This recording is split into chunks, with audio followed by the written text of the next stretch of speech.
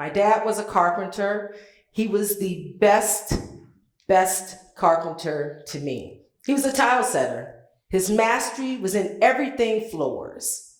Now, the cool thing about that was I'd watch my dad take a dusty, plain floor, give him a little grout, give him a couple cool tiles, and next thing you know, he would create a design that looked like it belonged in a palace. Now, on the very, very rare occasions that my father would let me go with him to his job site, I was like a little kid running around just watching him in awe, right? Maybe picking up a few nails here or there. But for the most part, I just wanted to be him. The movement of his hands, they were like a rhythm, and I wanted to be part of that. So one day as we were leaving the job site, I looked at my dad and I said, I want to do this. I want to be a tile setter. Now, my father looked at me and I thought he'd have this big, huge smile on his face and he would be so proud. But no, my dad looked at me and he said, baby, some things just aren't meant for girls. He showed me the calluses on his hands and he just looked at me with that, no, you can't be like me in this. That comment resonated with me. And all of a sudden, as a little girl, I started to notice all of the invisible lines around me. The things that girls could do, but boys couldn't. I was like, what do you mean it's not meant for girls? Now, throughout my grammar school years and getting into high school, girls had the same access to the classes that the boys had, right? But what was interesting about that was that the teachers, the instructors, all of the ones I looked to for guidance kind of kept guiding me slightly toward those things that were meant for girls. Like the courses in school. Boys were good at math and science, they were tough, they were smart. Girls were the reading and the writing and the more softer things. I noticed this in my toys too, right? I'd get the easy bake oven and the dolls and the beauty kit. My brother would get the trucks and the tool sets. He would get the fun stuff that allowed him to break and build and just explore, right? My toys are kind of designed to give me more of a softer, more nurturing life. But I realized all of the things that I wanted to do, they were the things that kind of weren't meant for girls. That didn't stop me, but I kept what my father said in my head. Now, my parents, especially my father, he didn't mean to treat me any differently than my brother. It wasn't kind of his plan, but growing up as a parent raising children in the 50s and 60s, it was ingrained in him. That was his mindset. And I'm like, okay, I understood it. And so I started to accept that there were lines, there were these invisible boundaries that surrounded me. Now, when I got to college, I was a little quiet and I loved the conversations that I would have with my mom. My mom was one, she was always encouraging. She was always pushing me out of my comfort zone. My mom was always the one that you can do it, even when I didn't think I could. So it was just one day, I'm talking to my mom about college life, and I think this was my freshman year, and what was kind of just daunting was that I kept wanting to kind of get out of my shell, and talking to my mom, she encouraged me. She was always kind of, that soft, quiet voice pushing me out of my comfort zone into that little area where I was willing to try something new. So as I'm talking to her about the day, I share with her that my roommate was part of the science club and they were going on a splunking trip. Now, splunking, for those of novice in the room, is caving, right? Now I'm talking to my mom and I'm telling her and I'm kind of a little worried about it. And my mom said to me something that completely surprised me. Now, I did share with her that there were supposed to be bats in the cave, it was supposed to be bugs, it was going to be nasty, It was just kind of, I shared with her all of those things. And she looked when we were on the phone, so she said to me, baby, don't be afraid to try something new. Still thinking about the bats and the bugs and all the other stuff, but I decided to go. We did this trip. It was a cold autumn weekend. We drove for hours. But as we arrived at the campsite, or the campsite where we were going to go, and we started to trek up the little trail to the cave site, I'm sitting there in clothes, big sweaters, and I could still feel the warmth of the sun on my face. It was the coolest thing. But what was hard about it was you start to look out at nature and just truly, truly enjoy it.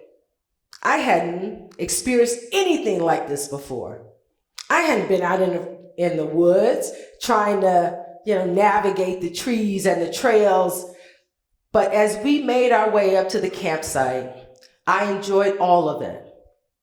Now, we arrived at the campsite, or the cave, right outside the cave as the sun was beginning to set. We set up our tents really quick, and then we gathered around the fire. Now, I don't know how many of you have really enjoyed just sitting out, exploring Mother Nature and just enjoying it, but we did. Now, of course, they were telling us scary stories while we ate our little goodies and snacks. But I sat there, and for that moment, I was exhilarated. I had done something totally out of my comfort zone, out of my element. I'm sitting out here in the woods, and I will tell you, I could have sworn we heard a bear out there, but my friend was not getting out the camp, and neither was I. The next morning, as we got up to head into the cave, the entrance was kind of wide. But then all of a sudden, it kind of narrowed in to this very small, kind of winding little space. So we walked, we climbed a little bit, we squeezed through these little tight passages until we got to the cavern of the cave. Now, as we're sitting around and I'm looking on both sides, it was amazing to see the rock formations, the little streams, and guess what? Yes, there were bats up in the corner of the cave. The instructor suggested that we turn off our flashlights so we could truly experience pure darkness. Yeah, I was terrified. And the 10 of us that had made the trip, they were terrified, a little nervous, right? It wasn't about what was meant for girls or what was meant for boys. At that moment, with the lights off, in total darkness, where you couldn't even see your hand in front of your face, we were all in the same spot. We were all feeling a little uncertain, and we were all feeling that kind of trepidation about the whole thing.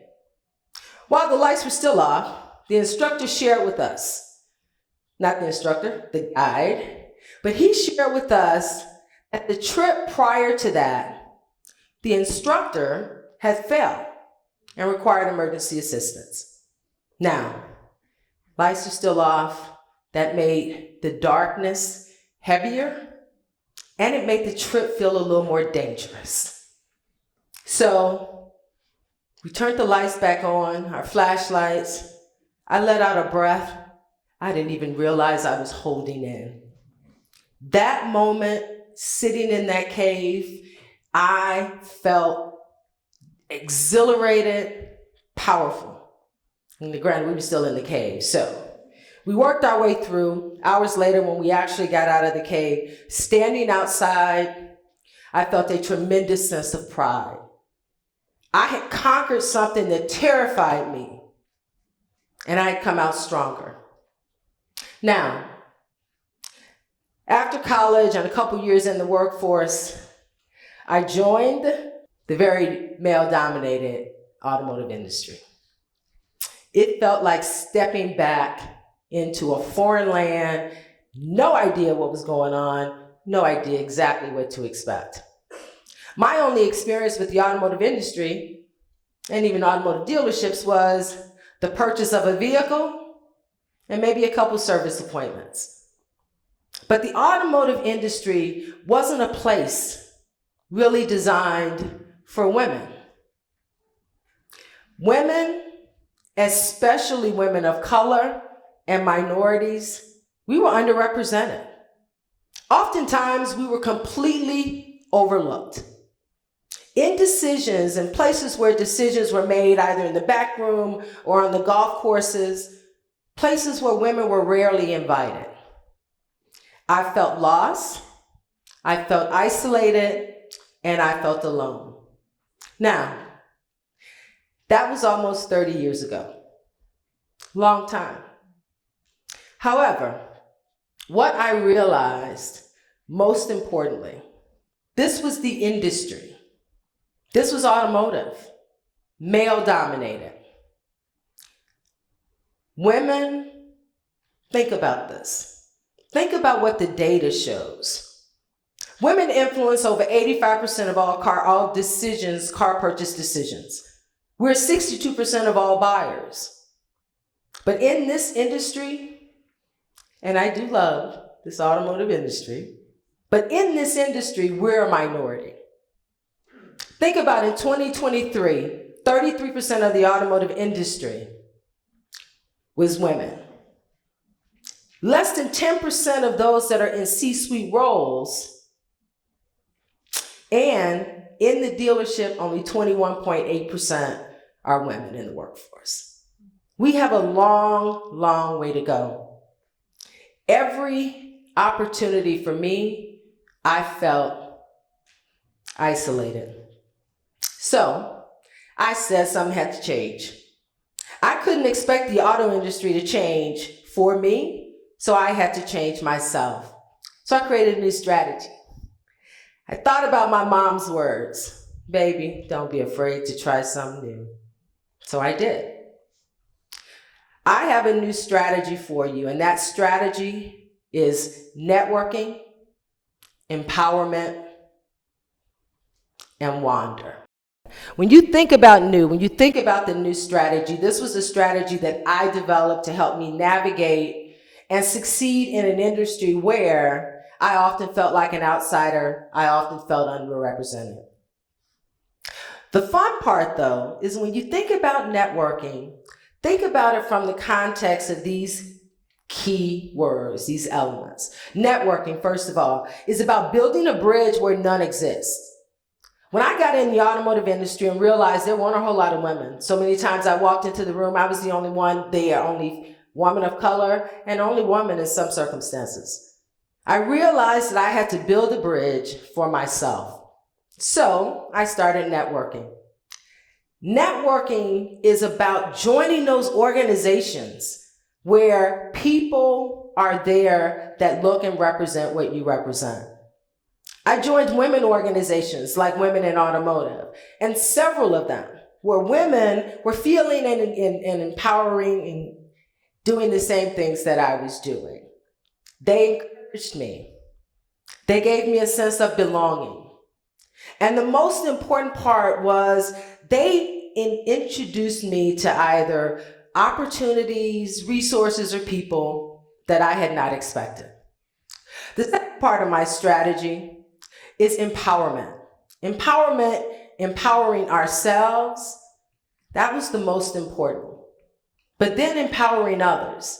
I stepped into this industry and I owned my space here. I knew what I brought to the automotive industry and I took pride in it. So I volunteered more, I stepped in more. I got out of my shell and I empowered myself to speak up, to do more, and to be excited about that. And I empowered other women. And then finally, wander. Wander is rediscovering that childlike curiosity that makes us want to ask, why not me? Why can't I do it? Why can't I be a carpenter like my dad? Why can't I play with trucks like my brother? At the end of the day, networking, empowerment, and wander, these aren't just words. These are my strategy on how that you can step in and not be afraid. Networking builds more opportunity. Empowerment changes your narrative. And wander helps to complete that sense of that childlike never giving up. So I encourage all of you, don't be afraid to try something new. Thank you.